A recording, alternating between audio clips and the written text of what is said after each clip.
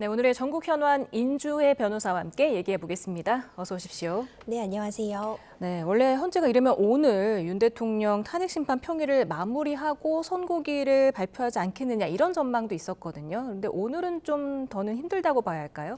그렇죠. 박성재 법무부 장관에 대한 변론 기일이 진행이 됐고요. 바로 변론 종결이 되었는데 헌재에서 이제 변론 기일이 열렸고 이와 관련해서 오늘 윤석열 대통령에 대한 이 선고 기일에 대한 입장도 밝히지 않겠는가라는 예측은 있었습니다. 하지만 이와 관련한 언급은 현재까지는 없는 것으로 전해지고 있는데 그렇다면 이번 주 중반에 선고되는 것은 현실적으로 좀 어려워 보이고요. 주 후반이라던가 아니면 다음 주로 선고가 넘어가는 것 아니냐 이렇게 좀 보는 의견들이 더 힘을 얻고 있는 것 같습니다. 예. 일단은 헌법재판소가 최대한 빨리 결론을 내겠다는 관측도 있었지만은 지금 길어지고 있는데 여러 가지 쟁점에 있어서 이견이 있어서 그럴까요? 어떻게 분석하십니까? 그렇죠. 이제 이 평의 과정이 길어지고 있다 이렇게 평가할 수 있는데 요인은 좀 복합적일 것 같습니다. 먼저 가장 중요하게 꼽고 싶은 요인은 헌법재판소의 업무의 과중입니다. 워낙 여러 건의 탄핵 심판 그리고 권한쟁의 심판들이 동시에 진행이 되게 되면서요. 제한된 인원으로서 이 많은 사건을 처리하다 보니까 일단 시간이 걸릴 가능성 이 부분은 충분히 고려해야 될 것 같습니다. 평일에 진행하는 과정에서 좀 전원 일치된 의견으로 결론에 도달하는 건부터 선고를 하고 있지 않은가 싶은데요. 앞서 살펴봤던 것처럼 최상목 권한대행에 대한 권한쟁의 심판 선고가 있었고요. 그 이후에 최재해 감사원장이라던가 아니면 검사 3인에 대한 선고도 당초 예상보다 좀 더 빨리 이루어졌는데 그것은 평의가 진행되는 과정에서 먼저 전원 일치가 되는 그런 의견들이 만들어졌고 그에 따라서 전원 합의가 되는 건부터 좀 더 쉽게 결정에 도달한 건부터 좀 선고를 하고 있는 것이 아닌가 싶습니다. 예. 그렇다면 윤석열 대통령 탄핵 심판에 대한 결론을 내리기까지 시간이 길어지고 있는 건 아무래도 재판관 현재 8인 체제에서 만장일치 의견으로 가는 과정에 좀 시간이 걸리고 있는 거 아닌가 이런 예측도 가능할 것 같고요. 뿐만 아니라 변론 과정에서 어떤 증언들의 신빙성 부분이라던가 이런 부분들이 쟁점으로 떠오르면서 절차적인 부분에 하자가 없는지 좀 더 꼼꼼하게 완전 무결하게 검토하고 있다 이렇게 보여집니다. 네, 그런데 국민의힘 의원들이 선고가 좀 늦어지면서 탄핵이 인용되는 거 아니냐 이런 기대감을 좀 커지는 것 같습니다. 지금 법조인 출신에다가 여권 잠룡으로 평가되고 있는 오세훈 서울시장이 기각 두 분 각하 한 분 정도 계시지 않겠냐 이렇게 평가를 했어요. 그렇죠. 지금 사실 탄핵 심판에서 중요한 건 정족수 6인입니다. 우리가 만장일치 의견을 시도하지 않겠느냐라는 것은 어디까지나 예측이고요. 기본적으로 탄핵이 인용이 되려면 6명의 재판관이 탄핵에 찬성을 한다면 탄핵은 되는 겁니다. 그렇기 때문에 이 6이라는 숫자 그리고 반대하는 지금 현재로서는 뭐 이제 2인, 3인 이런 숫자들이 중요한 건데 지금 오세훈 서울시장 같은 경우에는 기각 2명 그리고 각하 1명이 있다면은 지금 탄핵을 인정하는 측은 3명, 5명밖에 되지 않잖아요. 이제 그런 측면들을 강조하면서 이렇게 좀 수를 예측해 본 것이 아닌가 싶고 어디까지나 이건 예측치에 불과하기 때문에 결국 정확한 부분은 헌법재판소의 최종적인 결론을 기다려볼 필요가 있습니다. 네, 또 같은 법조인 출신에다가 법무부 장관 출신인 박범계 민주당 의원은 8대 0으로 파면은 되겠지만 한덕수 국무총리까지 파면해야 되느냐에 대한 고민이 있을 수 있다. 이렇게 얘기를 했어요. 그렇죠. 사실 이런 숫자에 대한 이런 언급들이 어디까지나 다 예측에 불과합니다. 지금 헌법재판소에서는 평의가 진행 중이고 오늘 박성재 법무부 장관에 대한 변론이 진행된 이후에도 지금 평의가 계속 진행되고 있다고 전해지고 있는데요. 이런 부분을 보더라도 사실상 굉장히 숙고하고 있는 과정이고 이 평의는 철저히 비공개로 진행이 되기 때문에 사실상 어느 정도까지 지금 이야기가 진행되고 있는지도 전혀 공개된 바가 없습니다. 지금 진행 중인 과정이라던가 최종적인 결론은 결국 모든 자료를 지금 검토하고 있는 헌법재판소, 헌법재판관들의 판단에 달려있기 때문에 이런 부분들은 어디까지나 예측에 불과하다. 저는 그렇게 보고 있습니다. 예. 지금 뭐 날마다 평의를 열고 있는데 워낙 보안이 철저하기 때문에 헌법재판 연구관들조차도 뭐 내용을 알지 못하는 상황이라고 하니까 밖에서는 뭐 추측만 할 뿐인데요. 지금 평결까지는 뭐 가지 않았다는 취재 기자 전원이고요. 어느 정도 단계에 와 있다고 생각하십니까? 이미 윤석열 대통령에 대한 변론이 종결한 지는 시간이 꽤 지났습니다. 물론 중간에 연휴도 껴 있었고요. 여러 가지 재판들, 여러 가지 변론들이 좀 동시에 돌아가면서 시간이 부족하다고는 하지만 충분히 평의는 진행되고 있는 과정이라고 보고 있습니다. 물론 철저하게 비공개로 진행되기 때문에 지금 누가 어떤 발언을 하고 있는지 어디까지 진행되고 있는지는 알 수 없지만 이제 헌법재판소에는 이 재판관들만 있는 것이 아니라 연구관과 같은 그런 근무를 하고 있는 직원들이 함께 있기 때문에 아마도 여러 가지 시나리오에 따라서 이미 어떤 판결문에 초하는 작업을 하고 있으리라고 봅니다. 관련된 논리 구성이라던가 이제 각계 학계의 자료들 이런 부분들을 충분히 감안해서 여러 가지 결론별로 어떤 이 판결문에 초안을 쓰는 작업은 진행이 되고 있을 것이고 이 과정에서 평의가 진행돼서 어느 정도 의견의 일치가 모아지면 그때 우리가 흔히 얘기하는 그 표결이라고 하죠. 결국 인용하느냐 아니면은 이에 대해서 기각 의견인지 각하 의견인지 이에 대한 표결에 들어가리라고 보는데 아직까지 어느 정도에 도달했는지는 뭐 누구도 알 수 없는 단계인 것 같고요. 다만 표결까지 모두 진행된 다음에야 최종적인 모든 판결문이 완성되고 선고 일자를 공개한다 이렇게 보기는 어렵습니다. 어느 정도 평의가 진행이 되고 표결을 앞둔 상태에서 앞으로 이틀 후에 선고를 하겠다 이렇게 공개할 수도 있기 때문에 현재로서는 어느 정도 평의는 충분히 진행이 되었다라고 보는 것이 일반적인 견해로 보이고요. 다만 표결이 진행되었는지 내지는 지금 판결문이 어느 정도 작성되었는지는 철저히 좀 비밀에 붙여져 있는 단계입니다. 네. 박근혜 전 대통령 때는 최대한 보안을 유지하기 위해서 선고 당일에 판결을 진행했다고 하던데 이번에도 그럴 가능성이 있는지 그리고 만약에 이게 내용이 누설이 되면 어떻게 되는 건가요? 충분히 가능성은 있습니다. 사실 보안이 굉장히 중요하다고 보여지는데 헌법재판관들은 오로지 헌법과 법률 그리고 본인의 판단에 따라서 이 사건을 다뤄야 되는 것인데 만약 일부 어떤 지금 이 평의가 진행되는 과정에 누가 어떤 의견을 내고 있다, 누가 찬성하고 있다, 누가 반대하고 있다 이런 것들이 밝혀지게 되면 최종적인 결론에 결국 외부적인 요인이 개입될 가능성이 있습니다. 그렇기 때문에 철저하게 비밀로 붙여지게 되는 것이고요. 그런 과정들을 고려할 때 평의가 진행된 이후에 여러 가지 결론별로 판결문을 작성해 두고 정말 선고 당일에 이 표결은 진행할 가능성도 있습니다. 헌법재판 같은 경우에는 특히 재판 진행 과정에서 재판관들의 재량이 굉장히 넓게 인정이 되는 그런 재판으로 보여지거든요. 예. 그렇기 때문에 어떤 방식 같은 부분은 충분히 재판관들의 어떤 판단에 따라 달라질 수는 있으리라고 보고 지금 평의 과정이 만약 공개가 된다면 이 자체는 굉장히 큰 일종의 범죄가 될 수 있습니다. 지금 철저하게 보안이 유지되어 있고 관련된 자료는 당연히 반출될 수 없으며 이와 관련해서 녹취라던가 이런 부분들이 철저히 제한되어 있는데 그럼에도 불구하고 누군가가 개입하여 일부 정보를 누설하거나 유출했다면 이는 공무상 비밀 누설에 해당할 수 있기 때문에 굉장히 중죄가 될 수 있습니다. 예. 그렇다면은 그 선고 당일의 헌재 선고 방식은 어떨까? 이 점에 대해서도 많은 분들이 또 궁금해하시는데 앞선 노무현 전 대통령, 박근혜 전 대통령 사례를 보면은 전원일치 의견이었어요 당시에. 근데 선고 요지를 먼저 그 주심 재판관이 얘기를 했거든요. 그렇기 때문에 이번에 선고 요지가 먼저 나온다면은 이번에도 전원일치 의견이 아닐까? 이런 추측에 대해서는 어떻게 보세요? 그렇죠. 박근혜 전 대통령 때를 보자면 전원 일치된 의견이었습니다. 사실 노무현 전 대통령의 탄핵 심판 당시에는 이 의견 누가 찬성하고 반대하고 이 부분을 공개할 필요가 없었고요. 관련된 법에 따라서 이후에 뭐 언론 등을 통해서 알려진 내용은 있지만 결국 박근혜 전 대통령 탄핵 심판을 보면은 당시에도 8명의 재판관이 표결에 참여를 했고 8대0 의견, 그러니까 탄핵이 인용이 되었습니다. 이와 관련해서 전원 일치 의견이 나오는 경우에는 보통 이 헌법재판 실무제요라고 해서 헌법재판이 어떻게 운영되는지를 기술해 놓은 그런 이제 공식적인 이런 문서, 책이라고 할 수 있는데 이 부분에 보면은요, 전원일치 의견인 경우에는 요지, 그러니까 그 내용, 근거를 먼저 설명하고 마지막에 결국 주문, 탄핵이 인용된다, 기각된다, 이것을 설명한다고 되어 있고요. 예. 전원일치 의견이 아닌 경우에는 먼저 주문, 그러니까 탄핵이 인용된다, 탄핵이 기각된다 결론을 얘기하고 그 이후에 이유를 설명한다 이렇게 기재가 되어 있습니다. 그러니까 만약 선고 요지를 먼저 읽는다 그런다면은 만장일치 결론 가능성이 높아지는 거 아니냐? 이것이 이제 이전에 탄핵 심판에서 나왔던 방식이라고 볼 수 있고 주문부터 읽는다면은 뒤에 소수 의견이라고 볼 수 있는 반대 의견이나 별개의 의견이 존재하는 경우가 아니겠는가 이런 이야기가 나오고 있습니다.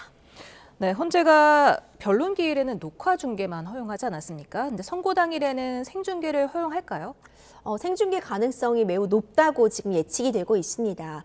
헌법재판소 같은 경우에는 이전의 선례, 관례 이런 부분들을 사실 존중하는 모습을 보이는데요. 어떤 안전성 유지 측면에서도 그렇고 지금 국민들의 관심이 매우 높은 사안이기 때문에 어떤 알 권리 충족 이런 부분들을 감안하자면 생중계 가능성이 있다고 보여집니다. 다만 지금 서부지법 사태 같은 부분들을 고려했을 때 헌법재판소 이 앞에 어떤 일정 부분의 어떤 안전한 관리가 가능할 수 있을 것인가 그런 측면에 대한 대비는 필수적으로 필요해 보이고 어떤 시민들의 안전에 대해서 극히 위협적인 그런 상태가 발생하지 않는 한 충분히 안전에 대한 대비책을 마련한 후에 생중계를 할 가능성이 있지 않을까 저는 그렇게 보고 있습니다. 예, 여당에서는 뭐 각하 주장도 하고 있는데 그들이 주장하는 각하 요건은 뭡니까? 각하 이야기가 나오고 있습니다. 각하는 이 본안에 대한 내용을 살펴볼 필요도 없이 이것을 제기한 것 자체, 이 소의 제기 자체의 절차적인 흠결, 문제가 있기 때문에 이 소 제기 자체가 적법하지 못해서 다퉈볼 필요도 없다라는 의견으로 보여지거든요. 지금 여당 일부에서는 각하돼야 된다 이렇게 주장을 하고 있는데 그 근거로 절차적인 흠결 문제 같은 부분을 들고 있습니다. 특히 윤석열 대통령의 구속 취소 결정이 있었는데 그때 어떤 공수처의 수사권 문제라던가 이 전반 과정에 있어서의 절차적인 부분에 문제가 있어서는 아니 된다. 이런 부분을 점검하고 가야 된다. 이런 취지가 있었잖아요. 예. 형사재판과 헌법재판은 완전히 다른 재판이라고 보여지지만 그런 부분들을 근거로 해서 절차상 중대한 흠결이 있기 때문에 각하돼야 된다는 취지의 주장을 하고 있고요. 탄핵 소추 사유에서 내란죄의 그 형사적인 책임 부분이 빠진 부분 이런 부분들을 감안할 때 각하가 돼야 한다. 이런 주장도 지금 펼치고 있습니다. 네, 윤 대통령이 선고일에 직접 참석할지도 관심이고 그리고 앞선 두 대통령 때는 한 선고 시간이 20분 남짓 걸렸었거든요. 어떻게 예상하십니까? 사실 직접 출석할 의무가 부담되지는 않습니다. 그렇기 때문에 이전에 전직 대통령의 탄핵 심판 같은 경우에는 선고 기일에 직접 출석하는 모습을 볼 수는 없었는데요. 윤석열 대통령 같은 경우에는 이 헌법재판 전 과정에 실질적으로 본인이 직접 출석을 하고 최종 변론, 최후 진술 같은 부분에도 적극적으로 참여하는 모습을 보였습니다. 그렇기 때문에 어떤 결론이 난다고 해도 선고에 직접 헌법재판소에 출석을 해서 이 선고 결과를 직접 들을 가능성은 전 있다고 보고요. 다만 안전상의 문제 같은 부분 때문에 좀 조율을 할 필요는 있을 것 같습니다. 여전히 현직 대통령 신분이기 때문에 경호 관련 문제도 있고 예. 지금 헌법재판소 앞에 안전 같은 문제들이 지금 이야기가 나오고 있기 때문에 경호 문제라든가 안전 문제에 대한 대비책이 있다면 출석할 가능성은 충분히 있다고 보고요. 선고 시간 같은 경우는 사실 예측하기가 어렵습니다. 우리가 소수 의견이라고 볼 수 있는 만약 반대 의견이 있다거나 뭐 보충 의견, 별개 의견 이런 부분들이 포함이 된다면 선고 시간은 훨씬 더 길어질 가능성도 있기 때문에 그 시간 자체는 예측하기가 현재로서는 좀 어렵습니다. 선고 날짜가 지정된 뒤에 재판관들이 뭐 다른 이견을 개진한다든지 뭐 그렇게 좀 변동될 가능성도 있습니까? 그렇죠. 선고가 날 때까지는 사실 그 누구도 알 수 없습니다. 최종적으로 이 전 과정, 선고 기일은 지정이 된다고 해도 마지막 순간까지 재판관들은 계속해서 의견을 교환하고 이 판결문을 다듬는 과정을 거칩니다. 물론 결국 이 헌법재판소는 판결문으로서 국민들을 납득시켜야 하는 그런 위치에 놓여 있습니다. 예. 최종적으로 그 판결문을 끝까지 고치고 다듬고 이런 과정들을 거치기 때문에 시간이 필요해서 결론을 갑자기 바꾼다거나 이런 부분은 매우 어렵겠죠. 다만 마지막까지 의견을 교환하고 판결문을 수정하는 작업은 충분히 거칠 수 있습니다. 네, 그런가 하면 마흔여 헌법재판관 미임명의 위헌이라는 판결이 2월 27일 있었고 이후 오늘이 20일째입니다. 그렇기 때문에 지금 민주당에서는 참을 만큼 참았다. 최상목 대행에게 내일까지 임명해라 이렇게 얘기를 했고요. 이에 대해서 국민의힘은 그냥 최상목 대행이 지금 자세를 유지하면 된다 이렇게 맞받았거든요. 한번 들어보고 오겠습니다. 헌법 수호에 막중한 책무가 있는 권한대행인 최상목 부총리가 앞장서서 헌정 질서를 유린하는 모순적 상황이 연일 벌어지고 있습니다. 참을 만큼 참았고 기다릴 만큼 기다렸습니다. 내일까지 마흔역 재판관을 임명하십시오.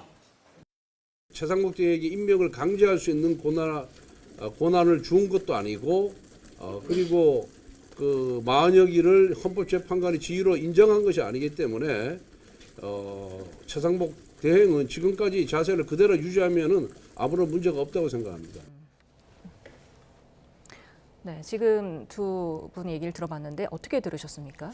사실 이와 관련해서는 좀 논쟁이 될 여지가 다분히 있습니다. 우리가 앞서 이 권한쟁의 심판의 결론에 따라서 이 마흔역 헌법재판관 후보자에 대해서 임명을 하지 않은 부분이 문제가 있다라는 부분은 확인은 했습니다.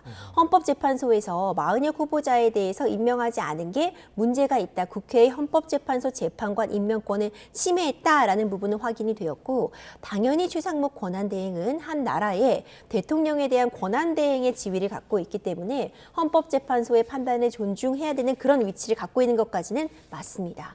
하지만 아직까지 남아있는 부분은요. 최종적으로 헌법재판관을 임명하는 것은 대통령의 권한이고 지금 탄핵 심판이 진행되고 있는 와중에 그 권한이 이 최상목 권한대행에게 있는 것이죠. 예. 헌법재판소에서 임명하지 않은 것이 문제 있다라는 판단을 내렸다고 해서 이 자체로서 자동으로 임명이 되는 것은 아니기 때문에 결국 최종적으로 최상목 권한대행이 임명하는 절차가 필요하고 계속해서 임명을 미룬다면 물론 이것이 헌법 질서를 수호하지 않는다 뭐 이런 취지에서 최상목 권한대행에 대한 탄핵 사유가 될 수 있음은 좀 분명해 보입니다. 하지만 현재로서는 지금 양측 모두 여당 야당 모두 이에 대해서 뚜렷한 해결책을 내지는 못하고 있고 최상목 권한대행에 대해서 빠른 임명을 촉구하는 것이 야당의 입장으로 보여지고요. 여당은 더 기다려야 한다 이런 입장을 견지하고 있어서 사실상 현 상태로서는 뚜렷한 해법이 없는 상황으로 보여집니다. 예, 뭐 정치적인 유불리 계산을 차치하고 마흔역 후보자의 임명 문제가 어쨌든 윤 대통령 탄핵 선고에도 영향을 주게 되는 거잖아요. 그렇죠. 사실 당초에는 그런 부분들이 더 크게 쟁점이 될 수 있었습니다. 왜냐하면 변론이 갓 종결이 되었고 평의가 이제 한두 차례 정도 진행이 되었을 때 최상목 권한대행에 대한 권한쟁의 심판 결론이 났고요. 마흔역 후보자에 대해서 임명을 해야 된다는 취지의 결론이 나왔기 때문에 그런 마흔역 후보자가 이번 최종적으로 이 선고에 이 선고 과정에 평의에 참여하냐 마냐 문제가 있었잖아요. 예. 하지만 현재로서는 마흔역 후보자가 당장 임명이 된다고 해도 이미 평의가 너무 오랜 기간 지속이 되었고 선고가 지금 너무 늦어지는 것이 문제다라는 지적이 나오고 있는 와중에 다시 변론을 갱신한다거나 하는 방식을 취하면서 마흔역 후보자가 이번 윤석열 대통령 탄핵 심판에 참여하기는 어려울 것으로 보입니다. 다만 다음 달 18일에 이미 두 헌법재판관들에 대해서 퇴임이 예정되어 있기 때문에 그러면 그땐 다시 또 6인 체제가 되거든요. 예. 6인 체제로 갔을 때는 적어도 탄핵 심판에 대한 변론은 진행될 수 있지만 선고까지 가능한지에 대해서는 또 하나의 헌법적인 쟁점으로 떠오를 수 있고 6인 체제 하에서 유지를 하는 것은 어려움이 있기 때문에 적어도 그 전에 윤석열 대통령 탄핵 심판은 선고가 될 것이고 그때를 즈음으로 해서 마흔역 후보자에 대한 임명도 결국 이루어지지 않겠느냐라는 어디까지나 예측이지만 이런 예. 부분은 좀 높은 가능성으로서 추론해 볼 수 있습니다. 네, 그런가 하면 오늘 박성재 법무장관 탄핵 심판 첫 번째 변론이 있었는데 오늘이 또 마지막 변론이 됐네요. 그렇습니다. 한 2시간여 정도 변론이 진행이 되었고요. 바로 첫 번째 변론 기일에서 변론이 종결되었습니다. 사실 이 부분은 오늘 종결될 가능성이 높다는 예측들은 많이 할 수 있었습니다. 쟁점이 비교적 좀 간명하다라고 보여지는 측면이었는데 이 박성재 법무부 장관의 탄핵 소추 사유를 보자면요. 이 윤석열 대통령의 12.3 비상계엄 선포 과정에서 관여를 했다는 그런 혐의, 국회의 자료 제출 요구를 정당한 이유가 없이 거부를 하였다. 그리고 국회를 무시하고 본회의장에서 퇴장하였다. 이런 이유들이 좀 적시가 되어 있었습니다. 하지만 이에 대해서 박성재 법무부 장관은 이 내용들이 어디에 지금 탄핵 사유라고 볼 수 있는 것인가? 이것은 탄핵 소추권을 남용한 행위다. 즉시 각하돼야 된다는 그런 입장을 펼쳤는데요. 국회에서도 박성재 법무부 장관에 대해서 직접 신문할 기회를 달라 이런 부분들을 헌법재판관들에게 요청을 했지만 이 부분은 받아들여지지 않았고 결국 비교적 굉장히 짧은 시간이라고 볼 수 있죠. 2시간 만에 변론은 종결이 되었고 선고기일은 추후에 지정될 예정입니다. 예. 박성재 장관 측에서는 처음부터 각하 주장을 펼쳤는데요. 이건 어떤 내용이었습니까? 그러니까 이것은 아예 제기 자체가 잘못됐다라는 뜻으로 해석이 됩니다. 그러니까 국회 측에서 사실 지금 야당이 거대 야당이라고 볼 수 있죠. 이 탄핵을 무분별하게 추진하고 있는 그 부분에 대해서 문제를 제기한 것으로 보여지는데 이 졸속으로 이루어진 탄핵 소추 의결을 하는 그 절차, 불특정하고 불명확한 소추 사유, 정확한 법조문에 근거한 탄핵 사유가 아니라 이것은 너무나도 감정적인 탄핵이다. 탄핵 사유 자체가 비합리적이기 때문에 이것은 본안의 내용을 다퉈볼 필요도 없이 이 제기 자체가 잘못되었다라는 취지로서 각하를 지금 일관되게 주장을 하고 있습니다. 네. 그렇다면은 언제쯤 결론이 나고 또 결과는 어떻게 예상하시는지요? 사실 박성재 법무부 장관의 탄핵 사유 같은 경우에는 지금 박성재 장관이 좀 주장하는 것처럼 좀 불특정되어 있다라고도 보여지고요. 좀 모호하다는 측면이 있어 보입니다. 탄핵은 쉽게 이루어지는 것은 아닙니다. 다른 제재 수단으로 더 이상 통제가 불가능할 때 말 그대로 최후의 수단으로 탄핵이 이루어지는 것이기 때문에 이 상황에서 6인의 탄핵 찬석을 얻을 수 있을 것인가, 특히 이전에 최재해 감사원장이나 검사 3인에 대한 탄핵 심판 같은 경우에도 이런 부분들이 가만히 되어서 일부 위반이 있어도 중대하지 않다 내지는 위반 사항이 없다는 취지에서 모두 탄핵이 인정이 되지 않았거든요. 그렇기 때문에 이 박성재 법무부 장관 같은 경우에도 탄핵이 이혼될 가능성은 좀 낮지 않은가 이렇게 좀 점쳐지고는 있고요.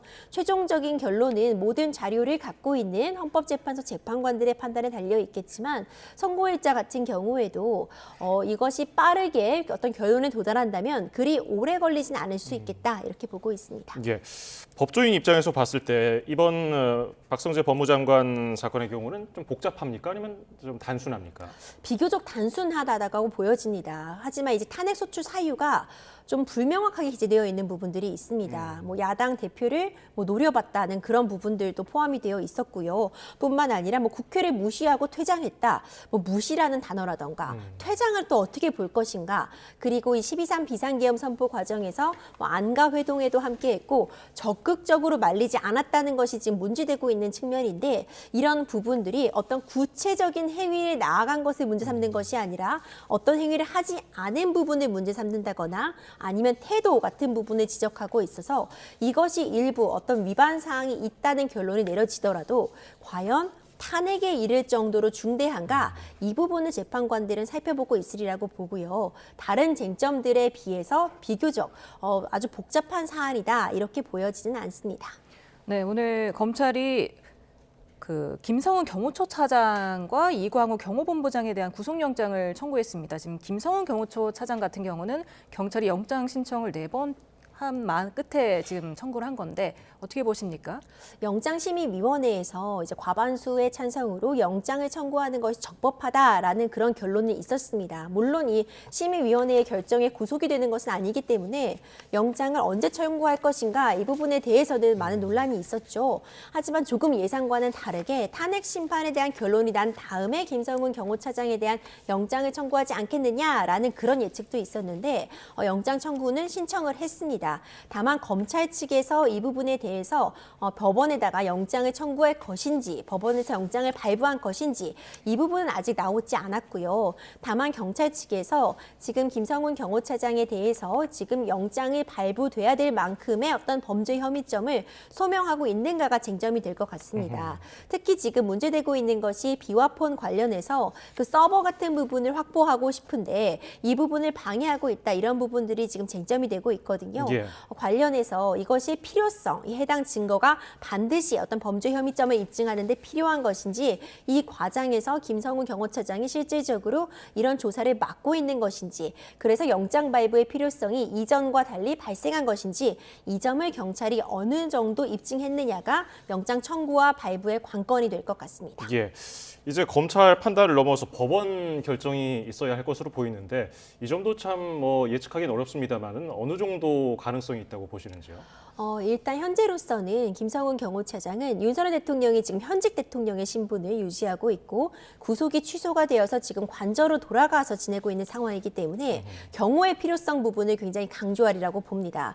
그렇기 때문에 영장 실질 심사 같은 부분이 진행이 된다면 이와 관련해서 지금은 내가 구속이 되거나 할 수가 없다. 대통령 경우가 지금 공백이 생길 수 있기 때문에 내가 나중에 아니면 추후에 수사에 적극적으로 임하겠다. 이런 취지의 주장을 할 가능성은 있어 보이거든요. 어떤 외부적인 변수가 분명히 작용을 할 수 있기 때문에 김성훈 경호처장이 그런 구속이 된다면 또 이제 권한대행의 권한대행 체제 이런 부분들이 또 문제가 되기 때문에 이런 부분까지도 법원에서 조금은 감안할 수밖에 없는 상황, 굉장히 복잡하게 변수들이 여러 개가 있을 것 같습니다. 네, 오늘 말씀 여기까지 듣겠습니다. 임주혜 변호사였습니다. 감사합니다.